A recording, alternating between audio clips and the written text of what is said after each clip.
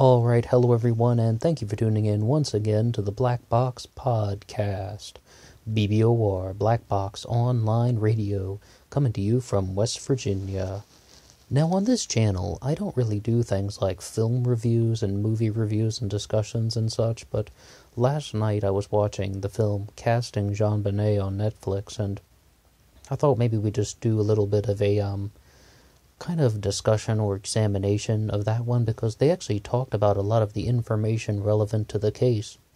It's an interesting format for a documentary. What they did was they had people audition for the parts of the Ramsey family, and they would take the people who would be playing John, Burke, and Patsy Ramsey, and they would ask them just kind of what they thought about the case, what they thought the likelihood of this would be, or the likelihood of that, going through the scenarios, especially the things about, the kind of the hard questions that you would have to ask somebody if they were going to be considered for a role playing somebody like Patsy Ramsey.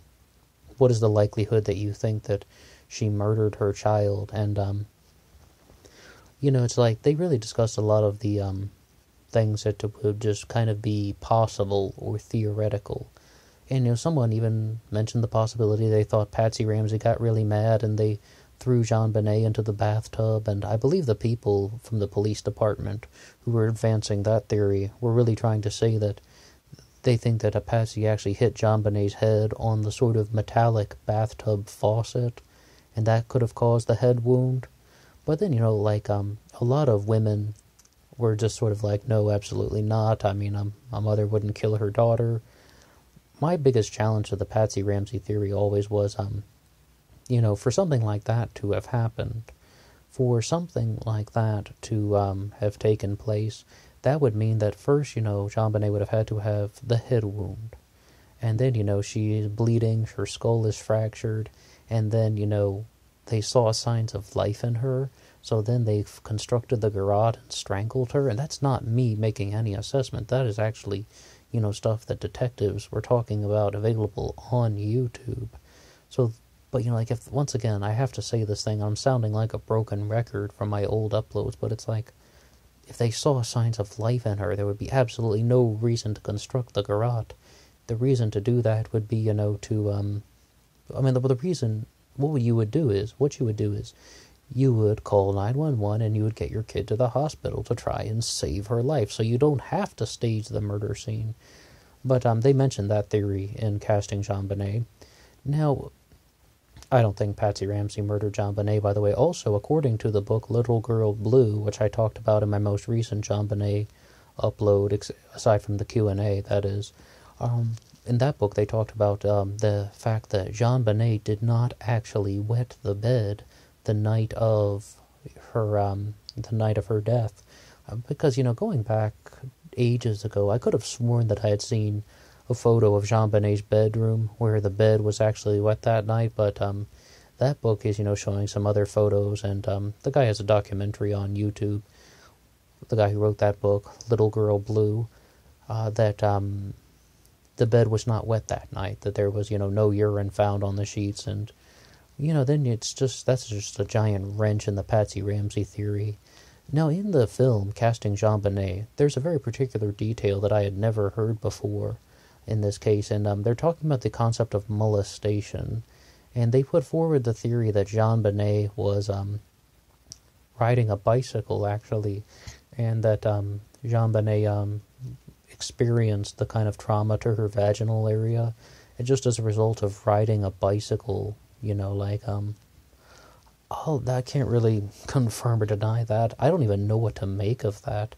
I mean, that's definitely a simple explanation, because that book I was talking about, Little Girl Blue, suggested that JonBenet was actually sexually assaulted with the paintbrush that had been used to make the garrote. Like, they broke off, the head of the paintbrush, and they stuck the end with the bristles inside her, and that's actually what happened. But, once again, I'm really kind of on the fence and just uncertain about a lot of those details, but I would definitely say it's a very simple thing to say that JonBenet suffered that sort of irritation to her vaginal area as the result of riding a bicycle, but it's just the first time I've ever heard that. I'm not convinced of that, but just the first time anyone's ever looked at it from that particular angle, and I've was able to find something that said that.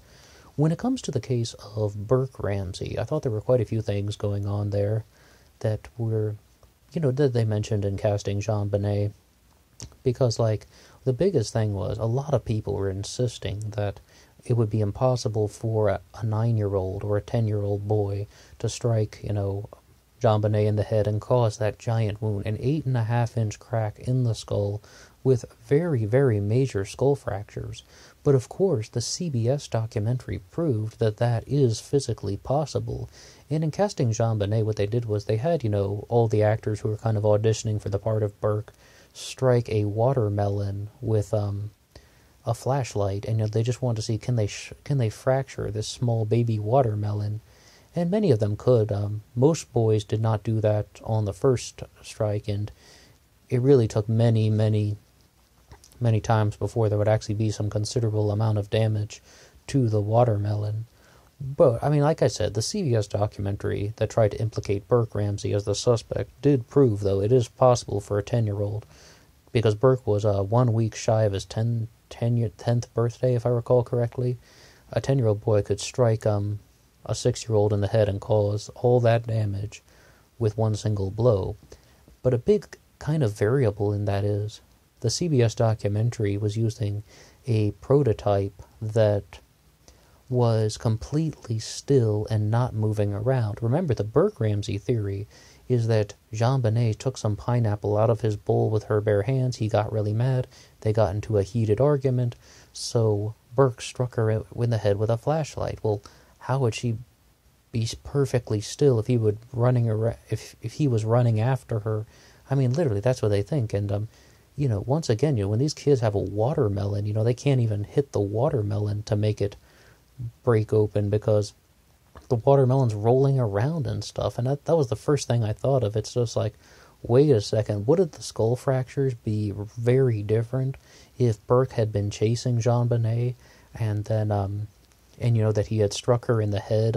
Wouldn't it be quite different? Wouldn't it be just sort of a different type of fracture as opposed to someone being completely still?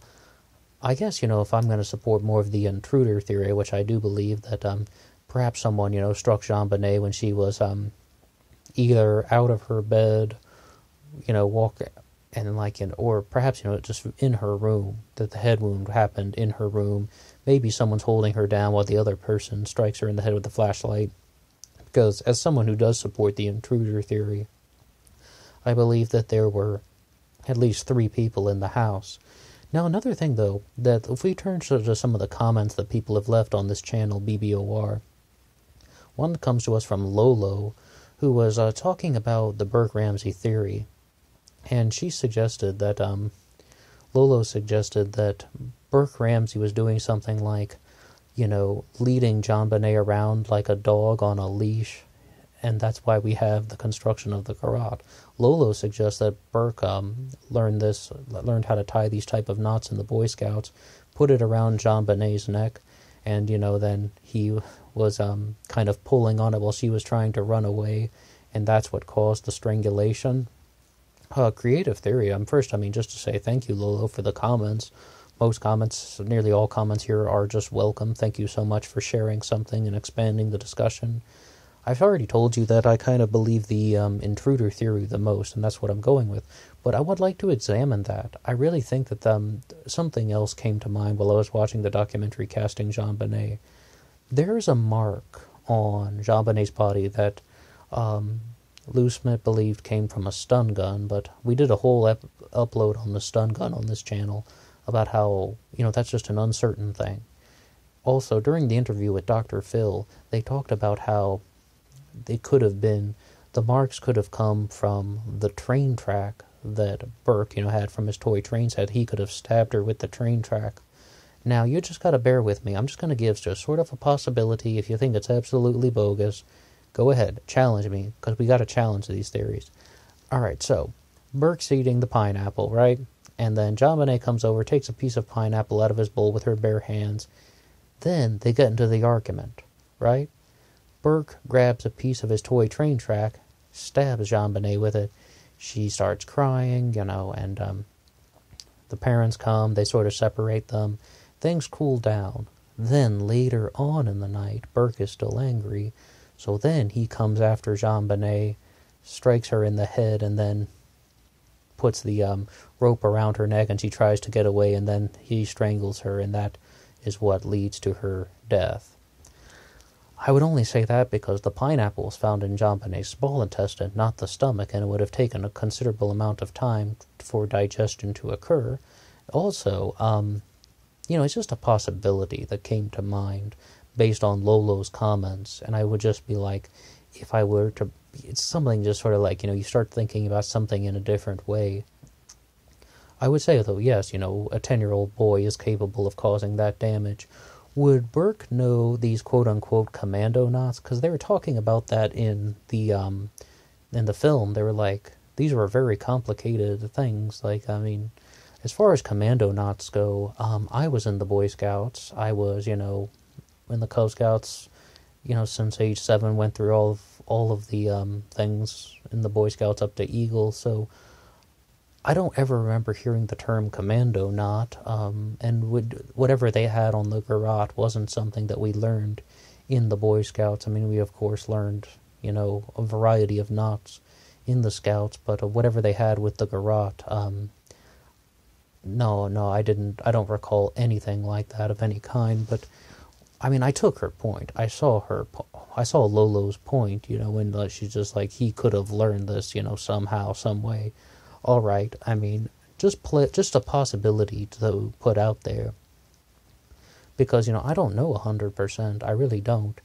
Now, when we're going to look at some other things that would deal with Burke Ramsey, Lolo also asked me why I never mentioned the 911 call with Burke Ramsey in the background, and the little background information on that. The CBS documentary, as well as some other things, the Lifetime original movie as well, also talked about the possibility that Burke Ramsey is heard in the background on the 911 call. And, it's like, I mean, that kind of really just shocked me, because, of course, Burke is supposed to be asleep in his bed, and the Burke Ramsey murder theory adds that into the fact that the Ramseys are lying. They're lying about where Burke was. They're covering up for him because he murdered her, either by striking her in the head with the flashlight after this argument, or something else triggered him during that day, and he struck her in the head. And it's just the sort of thing that was put forward by the CBS film is that Burke hit JonBenet in the head, and that most likely John Ramsey staged the scene, and then through the process of constructing the garrote, he actually strangled her. But is that actually Burke Ramsey heard on the 911 call? Well, the counter-argument is that that might not actually be a human voice. That might be, picking up something from a piece of electronic equipment, such as a television or an answering machine. Answering machines were very popular back in the 90s. I'm pretty sure in 1996 we had one in my household. It might have been 97 or 98, but I'm pretty sure in 96 we had an answering machine that would, where you would hear the voice of somebody leaving a message. That isn't my own idea. This is an actual thing that, people have come up with as sort of a counter-argument to Burke being heard on the 911 call. And, I'm very divided. When you hear the CBS documentary recording, yeah, that sounds like Burke. I mean, they have a very convincing presentation, but also their piece is argumentative. They're trying to convince you. The other side is, that could possibly be, something like an answering machine or that nature, or, a radio, some sort of electronic equipment that was making a sound that sounded like a human voice, or that a human voice was coming from the electronic equipment. Once again, just a possibility.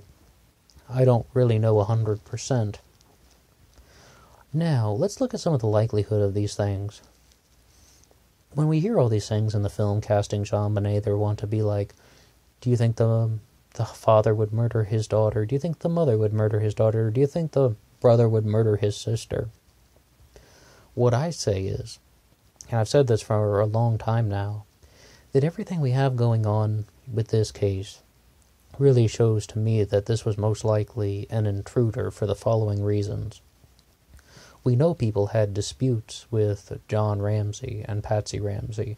It's like whether it's the housekeeper, whether it's, someone with a property dispute from the junkyard outside of town. Those things are not, to be dismissed. People had financial disputes and property disputes with the Ramseys. Once JonBenet turns up dead, those things become motive. And in the film Casting JonBenet, they were just like, who on earth would be writing this 2.5-page ransom note during a murder? Like, who would do that?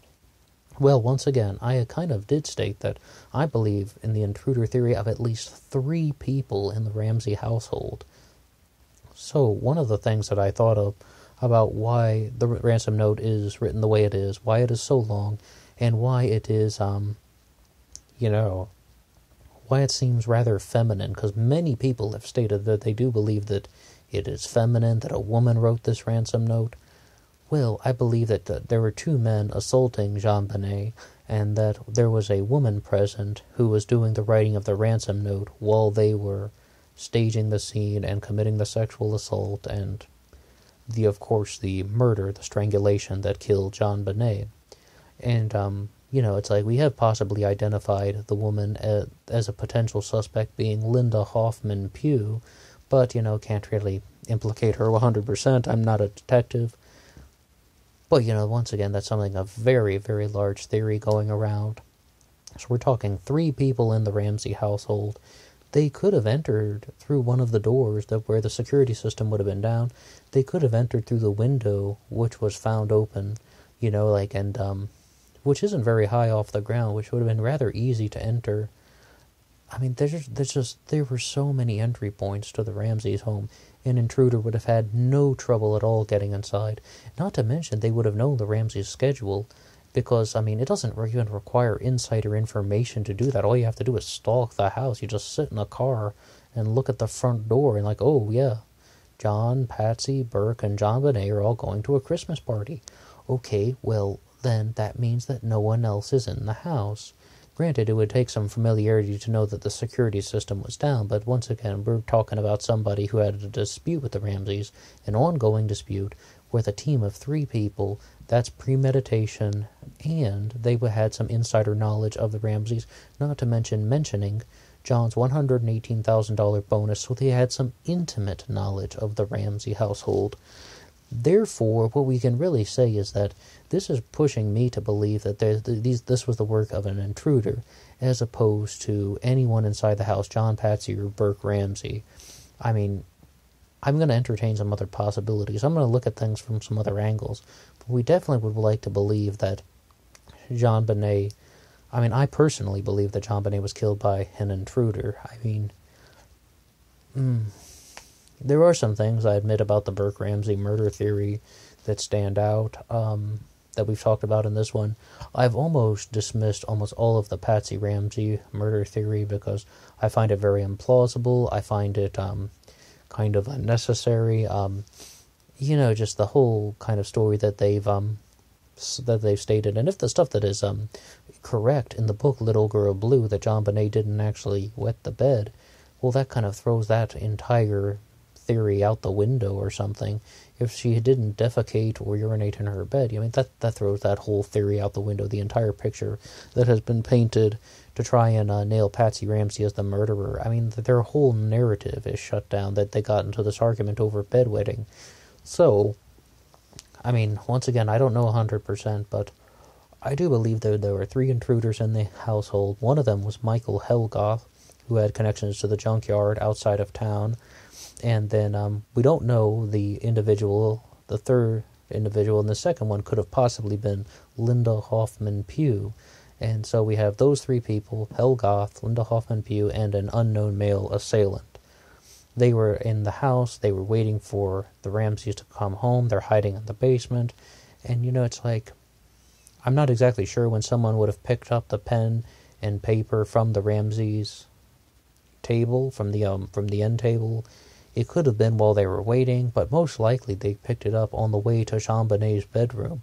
Once again, if 2 men are going after JonBenet, and there's a woman with them, then she's going to stay occupied. While they're holding her down, she can grab the pen and paper and write out the ransom note.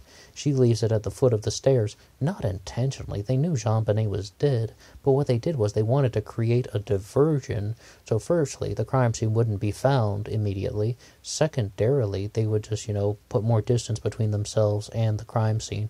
And the third thing, and perhaps, the most important thing, is that it would confuse the investigators so that they wouldn't know what to make of it. Like, what's this ransom note here?